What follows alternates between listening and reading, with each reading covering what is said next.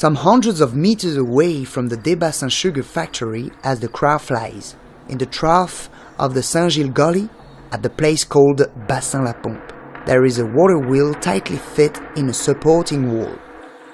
Set around 1825 when the St Gilles sugar house was built.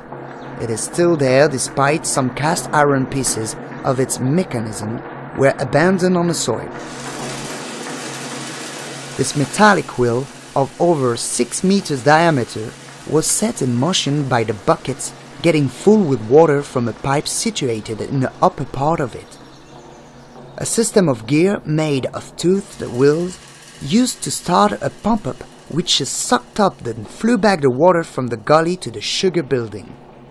The steam boilers were then supplied with water.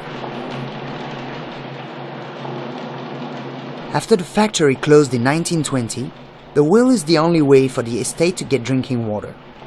Until 1968, it supplied the factory ground basin with water, as well as a water tank in the village next to the former slavery camp.